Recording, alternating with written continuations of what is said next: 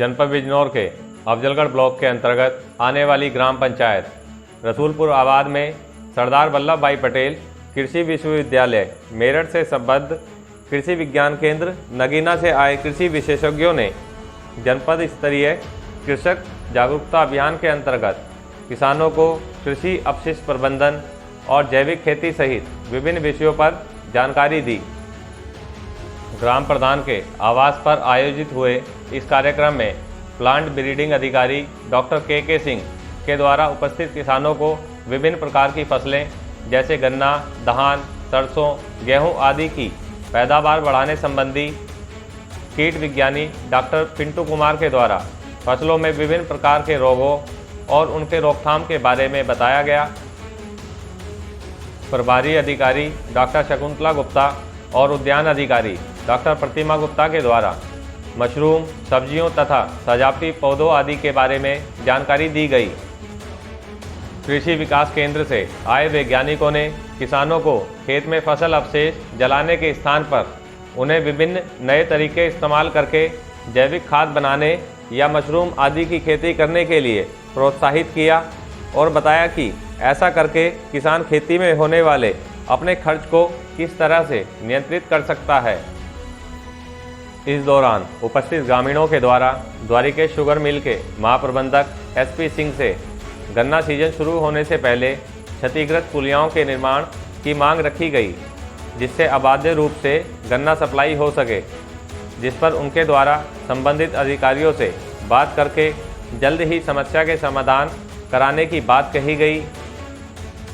इस कार्यक्रम में गन्ना महाप्रबंधक Dwarikesh sugar mill Afzalgarh SP Singh, कृषि विकास केंद्र से डॉक्टर शकुंतला गुप्ता, डॉक्टर के सिंह,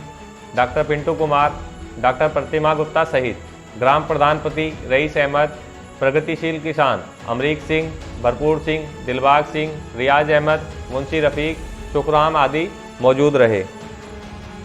देखिए जनसंवाद की यह विशेष रिपोर्ट। डॉक्टर के सिंह, वैज्ञानिक जी, कृषि विज्ञान केंद्र नगीना बिजनौर। आपके द्वारा जो ये कार्यक्रम का आयोजन यहाँ पर किया गया है ग्राम पंचायत रसूलपुर आबाद में फसल अपशिष्ट प्रबंधन को लेकर, इस पर थोड़ा प्रकाश डालिए।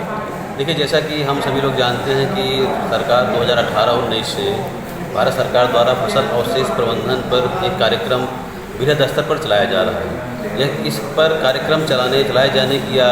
परियोजना चलाए जाने की या जागरूकता कार्यक्रम चलाए जाने की आवश्यकता क्यों पड़ी, अगर इसको हम सोचे देखें तो होता क्या है कि हमारे किसान भाइयों द्वारा जब उनके धान कटती है, उसकी पराली या गन्ने की पत्तियाँ दूसरे फसलों के जो अवशेष होते हैं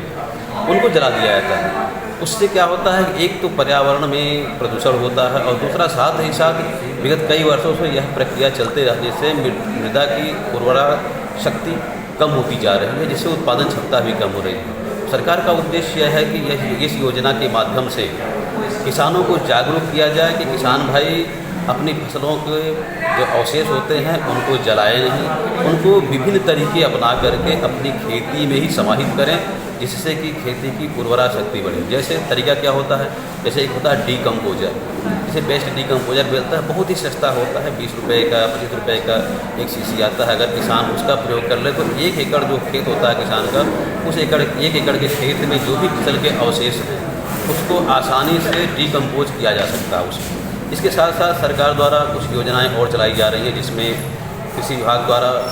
तरह तरह की मशीनरी, चाहे मल्चर, हैप्पी सीडर या रोटावेटर, जो कि हम उस खेत में जो भी अवशेष हो रहे हैं, जब गेहूँ या धान कटता है उसके जो टूट बचे होते हैं उनको खेत में मिलाने के लिए सरकार द्वारा 50 से लेकर 60-70% तक अनुदान पर भी किसानों के लिए इस तरह के कृषि यंत्र उपलब्ध हैं।